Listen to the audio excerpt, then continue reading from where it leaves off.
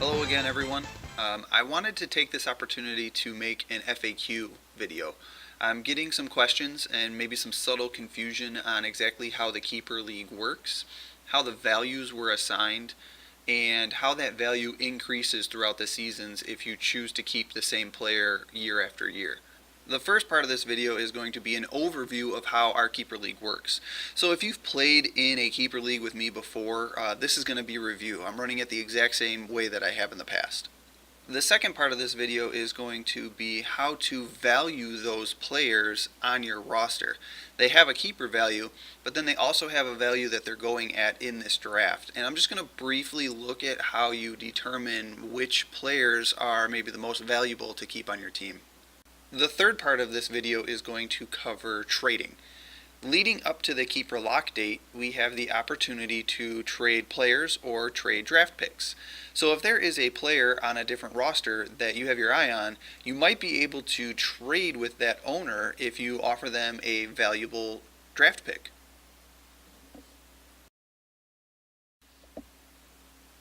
How does our Keeper League work? It's a great question. Every year we draft a pool of players for our rosters, and every year those players are going to carry over to the next season. We use the previous year's draft results in order to determine that player's keeper value for next year. It's a little confusing when I try to explain it all in one sentence, but if we look at last year's draft results, which I've displayed on the screen here, we're going to use Justin Duff as an example. Last year, Justin drafted Andrew Luck, and he just so happened to pick him up in the 4th round. Therefore, his keeper value for this season is a 4th round draft pick. If Justin decides to keep Andrew Luck on his team, he would then be able to draft him automatically in the 4th round, and nobody else has dibs on him.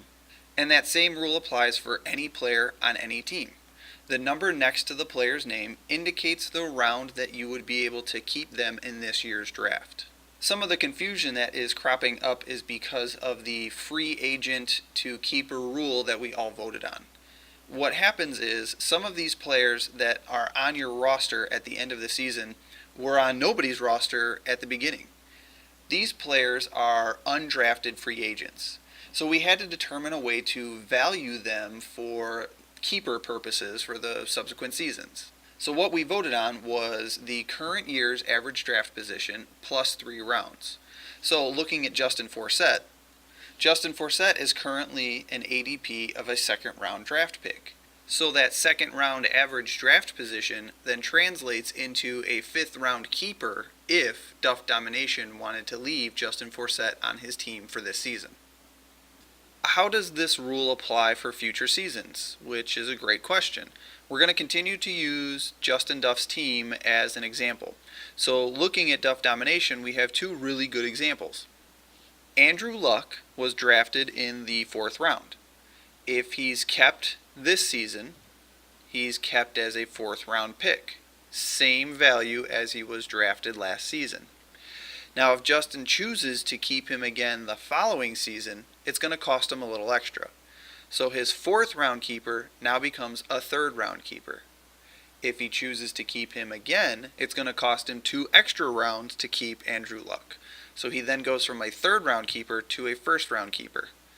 Since he's maxed out at this point, he would not be available to be kept the following season because he's past his 1st round draft keeper value. Justin Forsett is a little different. He is going into this draft as a 5th round keeper. So if Duff Domination kept him the following season, he would become a 4th round keeper. Kept again the following season after that, he would be a 2nd round keeper, which would be an additional cost of 2 rounds. Then the next season, it would be an additional cost of 3 rounds. But since we're already just at the cap of 1st round value, Justin Forsett would be a keeper at a 1st round value. He then, the following season, would not be allowed to be kept on Duff Domination's team, and he would be back in the pool of available players for all teams to attempt to draft. Taking this example one step further, we can use Brian Quick as a good example. He's coming into this season as a 15th round keeper. So if he was a stud and Duff Domination wanted to keep him on his roster for years to come, we can see what rounds he would be kept in as the seasons progressed. This year he would be a 15th, the following year a 14th, 12th, 9th, 5th, 1st. As you can see, every year that you keep a player on your roster, it gets exponentially more expensive every draft. Now you may be asking yourself, great, what do I do with this information? Well, we need to value your players based off of the current year's average draft position and what value they're being kept at for this draft.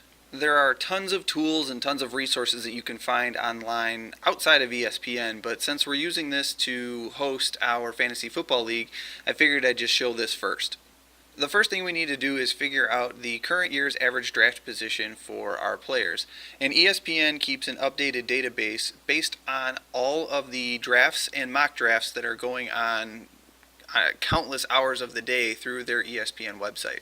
To get there, you just need to navigate over to the draft kit that they provide, and down here it says updated ADP. This is where they run that database and keep all this information up to date. After you click the link, it brings you to this database. It sorts those players by their average draft pick. So right now, according to ESPN, Adrian Peterson is at the top of the list. The specific pick in the draft doesn't really matter to me. I'm more interested in the round that they're going in.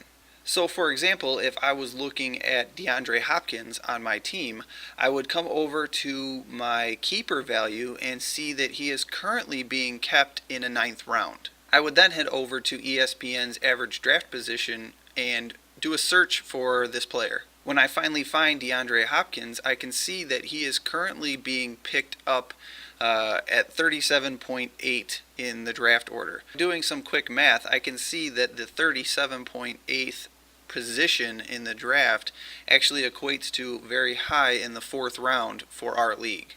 So coming back over to my keeper values, I can see that DeAndre Hopkins is somebody I could keep on my roster in the 9th round, but I'm getting 4th round value for that pick.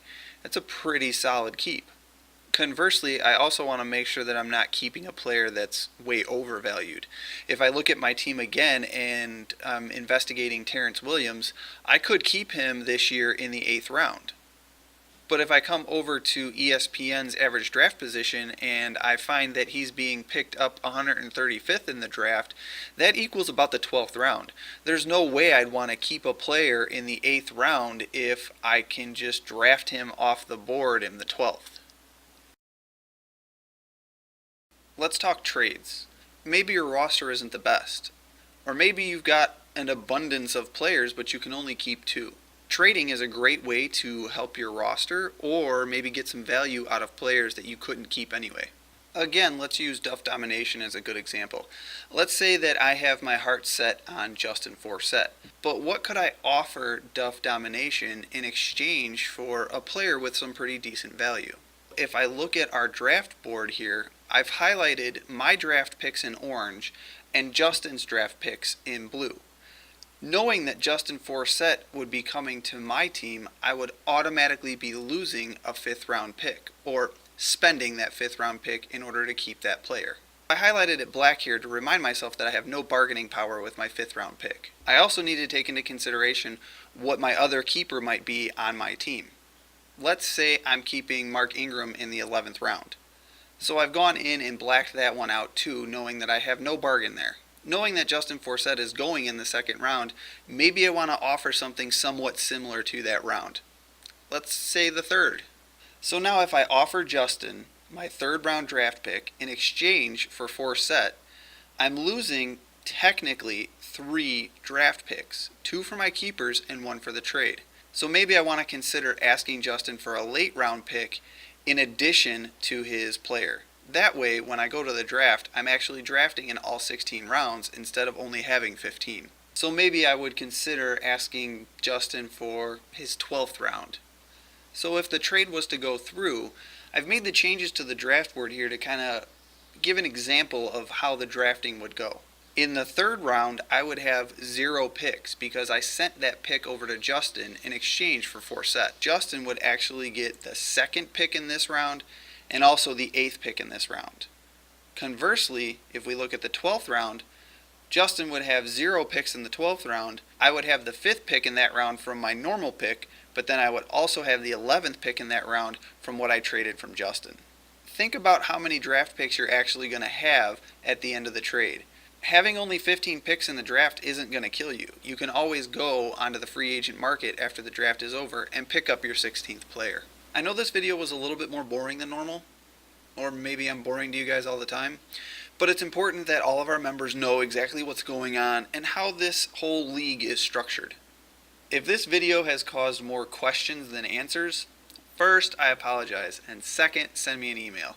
I might be able to better explain it in text, or if you have a specific question, it might be easier for me to answer it just one-on-one as opposed to in a video. As always, any questions, comments, or concerns, email me right away. I'll get back to you as quickly as I can. And until next time, happy researching, and see you at the draft.